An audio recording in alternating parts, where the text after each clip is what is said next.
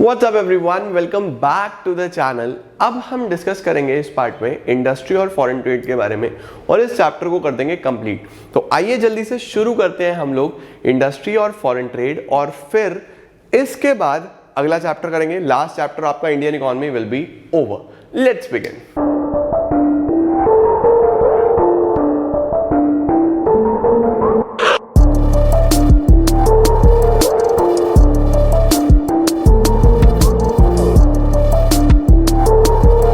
तो यार अब एग्रीकल्चर की बात तो हो गई, अब बात करते हैं इंडस्ट्री की।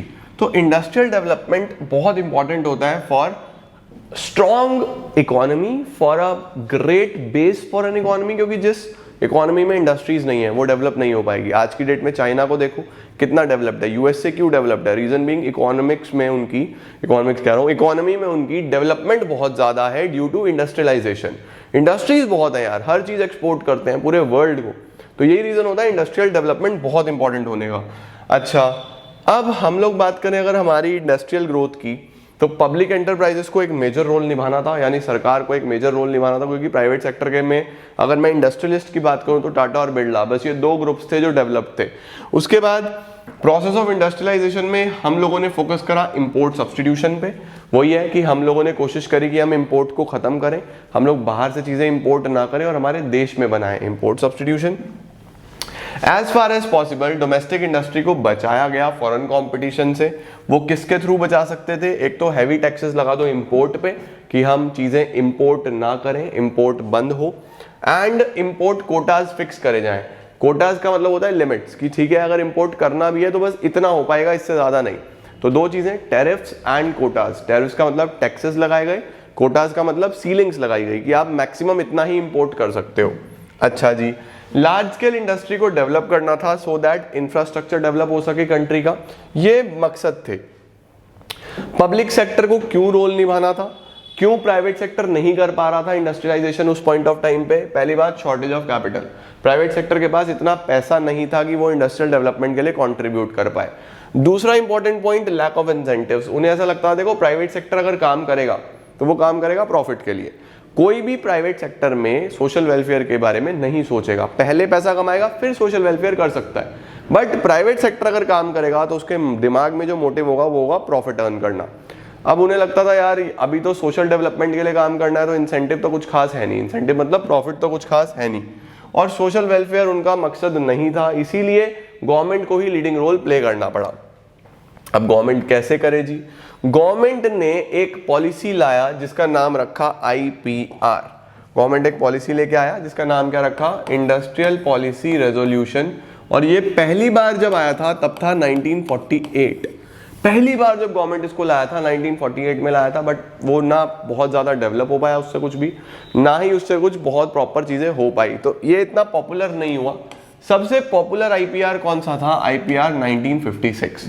तो आईपीआर अगर आपसे क्वेश्चन आ जाए कि पहला कौन सा था, तो 1948 था, ये एक्चुअल में दूसरा था, बट पहला इतना पॉपुलर नहीं था तो लोग बस इसी को समझ के चलते हैं। तो आईपीआर 1956, इंडस्ट्रियल पॉलिसी रेजोल्यूशन 1956, जिसके अंदर गवर्नमेंट ने बोला ठीक है यार हमने सब देख लिया, हमने चेक कर लिया कि प्राइवेट सेक्टर तो इंडस्ट्रीज के लिए कुछ खास ग्रो नहीं करवा पाएगा उसको और कुछ खास कॉन्ट्रीब्यूट भी नहीं कर पाएगा, तो ठीक है अब हमें ही आगे बढ़ के काम करना पड़ेगा।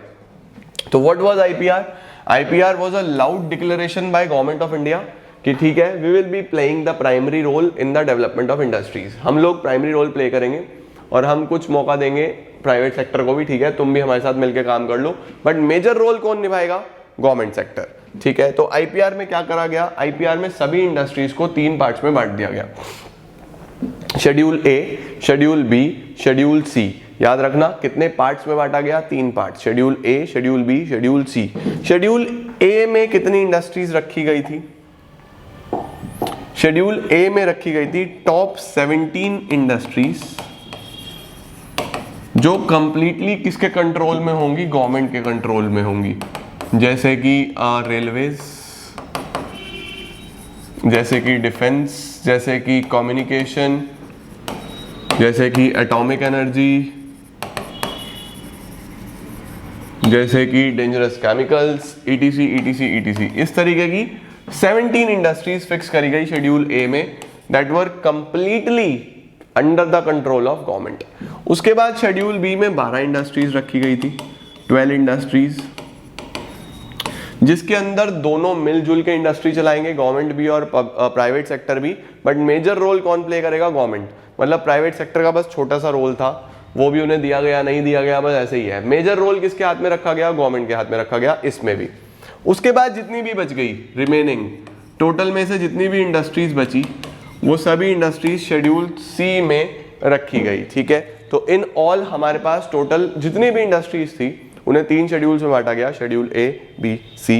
ए में 17 इंडस्ट्रीज जिसमें that were completely under the control of government, B में 12 इंडस्ट्रीज जिसमें मेजर रोल गवर्नमेंट का और सेकेंडरी रोल प्राइवेट सेक्टर का, और बाकी रिमेनिंग इंडस्ट्रीज सारी की सारी शेड्यूल सी में डाल दी गई थी। तो ये सब क्लासिफिकेशन ऑफ इंडस्ट्रीज में आ जाता है और ये सब किस में करा गया? IPR 1956 में। इसके बाद गवर्नमेंट ने किस तरीके से अपने कंट्रोल में करी सारी इंडस्ट्रीज? Through licensing. सरकार ने इंडस्ट्री के लिए लाइसेंस बना दिया कि अगर आपको इंडस्ट्री लगानी है तो हमारे से लाइसेंस लो, यानी परमिशन लो। इंडस्ट्री लगी लगाई है, उसे बढ़ाना है, एक्सपेंशन करना है, तो भी हमारे से लाइसेंस लो। अगर इंडस्ट्री में कुछ नया एडिशन करना है, कोई नया प्रोडक्ट जोड़ना है, डाइवर्सिफिकेशन करना है, तो भी हमारे से लाइसेंस लो। तो 3 चीजों के लिए लाइसेंसिंग कर दी, इंडस्ट्री सेटअप करने के लिए, एक्सपेंशन के लिए, डाइवर्सिफिकेशन के लिए, यानी सब कुछ अपने कंट्रोल में ले लिया गवर्नमेंट ने, ठीक है। सेटिंग अप के लिए, एक्सपेंशन के लिए, डाइवर्सिफिकेशन के लिए।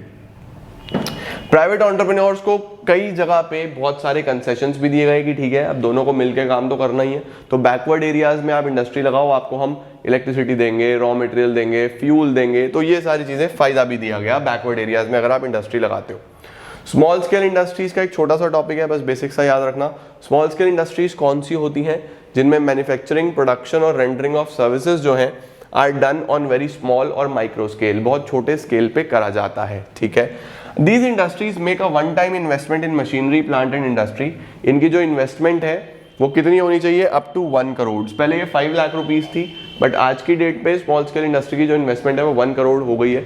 यानी अगर किसी इंडस्ट्री में 1 करोड़ तक पैसा इन्वेस्ट हुआ है इन मशीनरी, प्लांट एंड इंडस्ट्रीज, तो उसको स्मॉल स्केल इंडस्ट्री बोला जाएगा, ठीक है। स्मॉल स्केल इंडस्ट्रीज क्यों इंपॉर्टेंट है? हमारे देश में ज्यादातर इंडस्ट्रीज स्मॉल स्केल इंडस्ट्रीज ही हैं, बहुत बड़े लेवल पे इंडस्ट्रीज कम ही हैं। क्यों? क्योंकि सबसे पहले तो ये प्रोडक्शन बढ़ाने में मदद करती हैं। छोटी छोटी इंडस्ट्रीज कई जगह लगी हुई है तो प्रोडक्शन तो बढ़ेगा। दूसरा, एक्सपोर्ट बढ़ाने में मदद करती है। अब जो सामान बनेगा वो होगा इंडिया में तो यूज होगा ही होगा, साथ साथ एक्सपोर्ट भी होगा। तीसरा, एम्प्लॉयमेंट देती है, बहुत लोगों को काम देती हैं ये इंडस्ट्रीज। चौथा, वेलफेयर ऑफ पीपल, लोगों को काम मिलेगा, लोगों का पर कैपिटा इनकम बढ़ेगा, लोगों का स्टैंडर्ड ऑफ लिविंग बढ़ेगा, लोगों का वेलफेयर होगा। तो ये स्मॉल स्केल इंडस्ट्रीज की इंपॉर्टेंस है। अब बात करते हैं हमारे फॉरेन ट्रेड की। फॉरेन ट्रेड के नाम पे हम लोग ब्रिटिश के टाइम पे सरप्लस में थे। सरप्लस का मतलब एक्सपोर्ट ज्यादा था, इंपोर्ट कम था, बट जो एक्सपोर्ट ज्यादा था वो रॉ मटेरियल का था। हमारा सारा का सारा रॉ मटेरियल ले जाते थे और वहां से क्या लेके आते थे? Machine made goods. तो अल्टीमेटली ट्रेड तो बढ़िया हो रहा था, बट उन्हीं को बेनिफिट कर रहा था, हमें बेनिफिट नहीं कर रहा था। अब क्या हुआ जी? हमने क्या करा? हमारा कॉम्पोजिशन किस तरीके का रखा? पहली बात, decline in percentage share of agricultural exports. Agricultural exports reduced हुए, कम हुए। दूसरा, decline in percentage share of conventional items. जो भी कन्वेंशनल आइटम्स थी, जो हमारी पुरानी, बहुत पुरानी कन्वेंशनल आइटम्स हैं जो हमारे यहाँ से चल रही थी, उनमें भी रिडक्शन आया। तीसरा, increase in percentage share of manufactured goods. जो हम लोग यहाँ बना रहे थे, हम उसे एक्सपोर्ट करना चाह रहे थे, तो मैन्युफैक्चर्ड गुड्स में इंक्रीज आया था। इंडिया ने क्या पॉलिसी यूज करा इस पर्टिकुलर सिस्टम में, इस पर्टिकुलर ट्रेड में? फॉरेन ट्रेड के लिए इंडिया ने क्या करा? इंडिया की जो पॉलिसी आई उसको बोलते हैं हम इनवर्ड लुकिंग ट्रेड स्ट्रैटेजी। क्या बोलते हैं? इनवर्ड लुकिंग ट्रेड स्ट्रैटेजी या फिर इंपोर्ट सब्स्टिट्यूशन। क्या बोलते हैं हम हमारी ट्रेड पॉलिसी को? या तो इंपोर्ट सब्स्टिट्यूशन या फिर इनवर्ड लुकिंग ट्रेड स्ट्रैटेजी। इसमें क्या हुआ था? देखो नाम में ही है, इंपोर्ट को सब्स्टिट्यूट कर दो। सब्स्टिट्यूट यानी हटा दो। किससे हटा दे? डोमेस्टिक प्रोडक्शन से। मतलब आप जितनी भी चीजें इंपोर्ट कर रहे हो वो आप इंपोर्ट ना करके इंडिया में बनाओ। देखो यार, इंडिया में अगर हम इंपोर्ट करते हैं तो हमारा बहुत सारा पैसा बाहर चला जाता है, जिस वजह से देश को बहुत नुकसान होता है, हमारी इकोनॉमी वीक होती है। हमें अपना पैसा बाहर नहीं भेजना, हमें बाहर से पैसा मंगाना है, तो एक्सपोर्ट करो ना यार। इंपोर्ट मत करो, एक्सपोर्ट करो। जब आप अपना माल ज्यादा बेचोगे तो आपके पास पैसा ज्यादा आएगा आएगा आएगा, आप स्ट्रांग बनोगे। पैसा जाएगा तो आप वीक बनोगे, इंपोर्ट करोगे तो पैसा जाएगा। तो इकोनॉमी को वीक नहीं होने देना, स्ट्रांग बनाना है, तो इंपोर्ट बंद करो, यही बनाओ इंडिया में सामान। Import substitution refers to a policy of replacement or substitution of imports by domestic production. Domestically बनना चाहिए। The basic aim of the policy was to protect domestic industries. Domestic industries को protect करना है from foreign competition, बाहर के competition से। Policy of import substitution can serve two definite objectives. इससे दो फायदे हो सकते हैं। सबसे पहला सेविंग होगा फॉरेन एक्सचेंज का, हमारे पास से यानी पैसा बाहर नहीं जाएगा। दूसरा सेल्फ रिलायंट हो जाएंगे हम। सेल्फ रिलायंट का मतलब हम अपने पे डिपेंडेंट हो जाएंगे, हमें किसी और पे डिपेंडेंट नहीं होना पड़ेगा। इंपोर्ट पे डिपेंडेंट थे तो किसी और पे डिपेंडेंट थे, है ना। अच्छा जी, क्या क्या फायदे हुए? हमारा इंडस्ट्रियल ग्रोथ में काफी डाइवर्सिफिकेशन देखने को मिला, काफी बड़ा हमारा इंडस्ट्रीज। अपॉर्चुनिटी ऑफ इन्वेस्टमेंट, लोगों को इन्वेस्टमेंट करने का मौका दिखाई दिया, लोगों को ग्रोथ दिखी, लोगों को डेवलपमेंट दिखा। बैड इम्पैक्ट्स, बहुत सारी पब्लिक मोनोपोलीज बन गई जिनका कोई काम नहीं है, यानी बहुत सारी गवर्नमेंट के द्वारा चलाई गई ऐसी इंडस्ट्रीज बन गई जो बहुत ही ज्यादा एफिशिएंट नहीं थी। जैसे कि कम्युनिकेशन, आप देखोगे कम्युनिकेशन, फोन उठाने के भी पैसे लगते थे उस टाइम पे, फोन रिसीव करने के भी पैसे लगते थे, और अगर किसी को एक कनेक्शन भी लेना होता था तो 6-6 महीने वेट करना पड़ता था। तो बहुत ज्यादा इनएफिशिएंट चीजें भी हमारे सामने आ गई थी, कंपटीशन नहीं हो रहा था, है ना। अच्छा, अब डोमेस्टिक इकोनॉमी को प्रोटेक्ट कैसे करा जा रहा था, क्या किया था इंपोर्ट को रोकने के लिए? दो चीजें मैंने आपको बता दी, टैरिफ और कोटास। टैक्सेस लगा दिए गए इंपोर्ट के ऊपर, फिर कोटास का मतलब क्वांटिटी सीलिंग्स की, ठीक है, टैक्सेस कोई अगर तैयारी हो जाए मैं तो टैक्स दे दूंगा, करूंगा इंपोर्ट, तो फिर सीलिंग भी लगाई गई कि आप इतना ही इंपोर्ट कर सकते हो, इससे ज्यादा नहीं कर सकते। ठीक हो गया जी। क्या रीजंस थे इंपोर्ट सब्स्टिट्यूशन के? यही रीजंस थे कि पहली बात तो ये कि जो हम इंडिया में ये चाहते थे कि हमारी इंडस्ट्रीज डेवलप हो और बाहर की इंडस्ट्री हमें यहाँ आके कंपटीशन ना दे, हमारी छोटी इंडस्ट्रीज खत्म ना हो, पहली चीज तो ये थी। दूसरा, it was necessary to overcome the fear of foreign exchange, जो हमारे पास से एक्सचेंज जा रहा था, जो सारा पैसा बाहर जा रहा था, उसे रोकना था। तो ये मेजर दो रीजंस थे, इसीलिए इंपोर्ट सब्स्टिट्यूशन करा गया था। फिर हमारे पास एक अप्रेजल दिया होता है, अप्रेजल आपकी हर किताब के पीछे दिया होगा, ये आप लोगों को सिर्फ एक बार रीडिंग लगा लेनी है कि 1950 से 1990 के बीच में हुआ क्या क्या था। इसको ध्यान से पढ़ना, इसका स्क्रीनशॉट लेना है तो ले लो। अप्रेजल का ये फर्स्ट पेज है, इसको बहुत ध्यान से पढ़ना, ठीक है। उसके बाद ये आपका सेकंड पेज है। तो यहां तक दिस वाज ऑल अबाउट, ये पार्ट एक रीडिंग लगा के जाना, this was all about foreign trade, industry, agriculture, economic system, central economic problems, ये सारी चीजें हमने इस चैप्टर में कवर करी हैं और हमारा चैप्टर नंबर 2 भी इसी के साथ हो जाता है समाप्त। तो इंडियन इकोनॉमी मैंने यूनिट 1 में से चैप्टर 1 करा दिया, चैप्टर 2 करा दिया, पॉवर्टी करा दिया, रूरल डेवलपमेंट करा दिया, ह्यूमन कैपिटल फॉर्मेशन करा दिया। हमारे पास बचा बस एक चैप्टर नंबर 3 और आपका इंडियन इकोनॉमिक डेवलपमेंट भी हो जाएगा खत्म। तो बस अगली वीडियोस में हम उसको भी खत्म करते हैं और फिर चलेंगे मैक्रो इकोनॉमिक्स की तरफ। This is it for today guys, thank you so much.